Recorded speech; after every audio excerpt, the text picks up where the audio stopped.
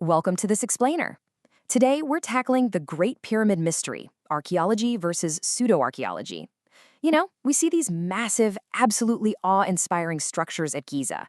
And yet, for a lot of folks, the actual historical context just isn't enough. So we're going to look at this classic clash of ideas between the monumental reality of the pyramids and the highly viral fringe theories that surround them. Okay, let's dive right into this. Because let's be honest, this question is literally everywhere in pop culture today. If you go on any internet forum, scroll through social media, or flip on a late-night documentary, you will inevitably hear it asked, who really built the pyramids? And why do we so desperately want it to be aliens or some lost, highly advanced civilization? It is a massively popular concept, right? Millions of people genuinely entertain the idea that human beings simply weren't capable of stacking these stones. But to understand where these modern television shows and best-selling books actually get their ideas, we have to look back at the origins of the myth itself. To get grounded, we need some clear vocabulary. We're talking about the concept of pyramidology. Basically, these are religious or pseudoscientific speculations regarding pyramids, most often focused specifically on the Giza pyramid complex over in Egypt. And what is truly surprising here is that these non-academic speculations aren't just some recent internet phenomenon born in the age of viral videos. No, they actually have a remarkably long documented history that traces back over a century and a half. Let's move to the timeline and see how this builds over time, because it's actually fascinating. Back in 1859, modern pyramidology kicked off with a guy named John Taylor. He analyzed the dimensions of the Great Pyramid, linked them to the Golden Ratio, and claimed it was actually built by Israelites acting under direct divine orders. Then, just 5 years later, in 1864, Charles Piazzi Smith took this even further. He created an entirely fabricated measurement, literally made it up, called the pyramid inch, just to connect the structure's dimensions to British imperial units and specific biblical prophecies. So it was pure Victorian numerology. But how on earth did we get from 19th century religious math to aliens? Well, fast forward to 1968. We're in the middle of the space race, humanity is looking up at the stars, and Erich von Däniken publishes Chariots of the Gods. He pivots straight away from biblical prophecy into the ancient astronauts theory, proposing that extraterrestrials provided the technology. He basically just swapped out divine angels for spacefaring aliens so it would fit the cultural zeitgeist of the 1960s. And that brings us to a staggering number, 277. That is the massive number of Ancient Aliens television episodes that aired up to November 2025. It's wild. And it perfectly illustrates an observation by history professor Ronald H. Fritz, who points out that in a pop culture with a voracious appetite and, let's face it, a very short memory, aliens, pyramids, and lost civilizations are just endlessly recycled like fashion trends. Every new generation basically gets a slightly updated version of the exact same 19th century pseudo-archaeology, just dressed up with modern CGI and dramatic background music. We also see this recycling in how the theories themselves shift and adapt over time just to survive. Proponents of lost civilizations frequently adjust their hypotheses and move the goalposts whenever new geological data emerges that disproves their previous claims. Take author Graham Hancock, for example. He originally theorized that a catastrophic Earth crust displacement, where the Earth's entire crust suddenly shifted, ended the Ice Age and wiped out a highly advanced globe-spanning civilization. However, that geological theory was thoroughly debunked. So when a massive impact crater was later discovered under the Greenland ice sheet, the theory shifted almost overnight to an extraterrestrial comet impact, which is often called the Younger Dryas impact hypothesis. The proposed mechanism of destruction completely changes, but the overarching predetermined conclusion remains exactly the same. An advanced society was wiped out, leaving only the pyramids as their legacy. So how do these theories continually find such a strong foothold in our culture? Well, it really all comes down to the knowledge gap. Think of archaeology like a massive, intricate puzzle. There are known knowns, like the fact that the pyramids exist at Giza. Then there are known unknowns, such as the exact specific configuration of the ramp systems the Egyptians used to haul those uppermost blocks. And finally, there are unknown unknowns, things we don't even know we're missing from the historical record yet. Reaching a solid academic consensus takes a lot of time, often decades of careful excavation and peer review to fill in the gaps of history.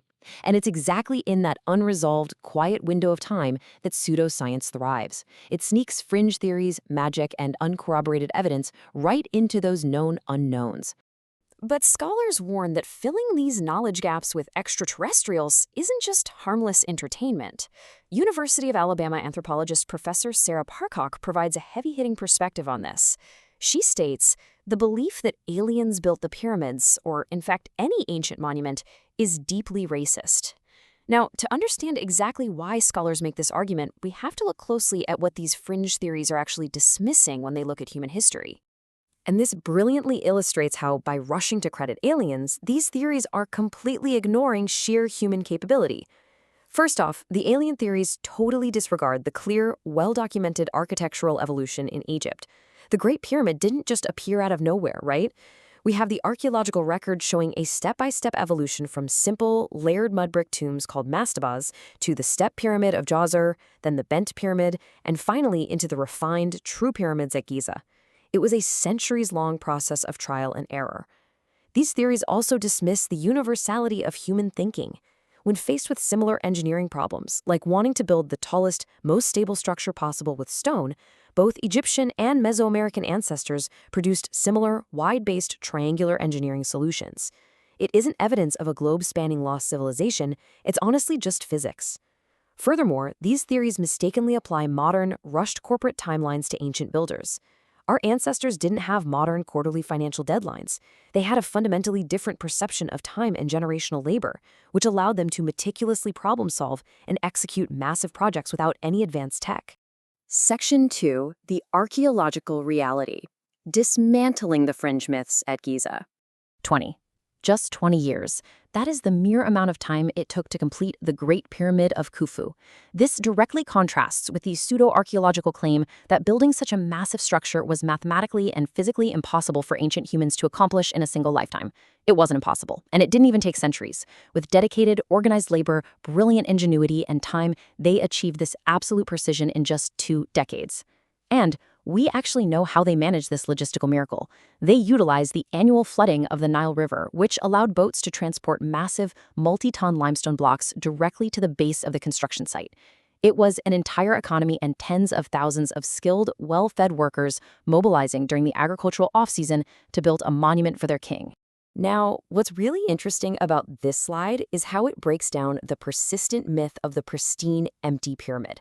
Fringe theorists frequently claim the pyramids were found completely empty, suggesting they were never designed to be tombs at all, but rather power plants or astronomical tools. But historical records tell a very different story.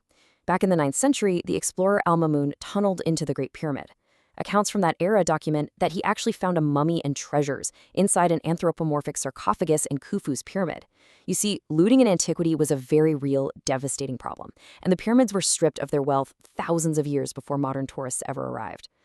And what about the persistent claim that there is absolutely no writing or hieroglyphs inside the Great Pyramid? Well, actually, scratch that. That's false too.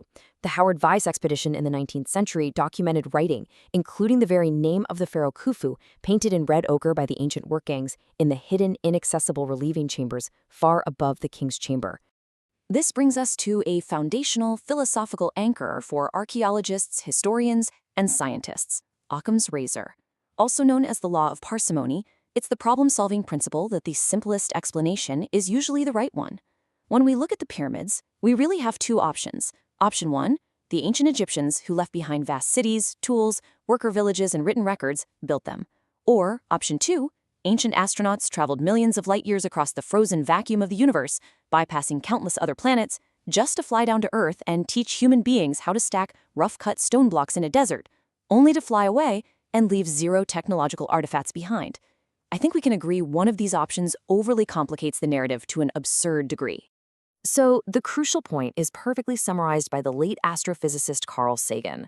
Interestingly enough, back in the early 1960s, Sagan himself briefly entertained the idea that ancient alien contact was a statistical possibility worth investigating. But as time went on and no verifiable artifacts or proof ever materialized, he firmly disavowed those who speculated wildly without proof. He famously coined the standard we use today: extraordinary claims require extraordinary evidence. While fringe theories are incredibly entertaining, sell millions of books, and grab fantastic late-night media headlines, they consistently, without fail, lack the solid, verifiable evidence required to completely rewrite thousands of years of human history. Which leaves us with a final, provocative thought to ponder. If our ancient ancestors achieved such monumental feats with simple tools, abundant time, and brilliant ingenuity, what modern knowledge gaps are we currently filling with our own modern myths? When we don't immediately understand something today, do we give humanity the credit it deserves, or do we immediately look for a fantastical shortcut? It's a powerful reminder to strictly question the media we consume, to always demand extraordinary evidence for extraordinary claims, and above all, to never underestimate the incredible problem-solving power of humanity. Thank you so much for joining me on this explainer. Keep learning and keep questioning.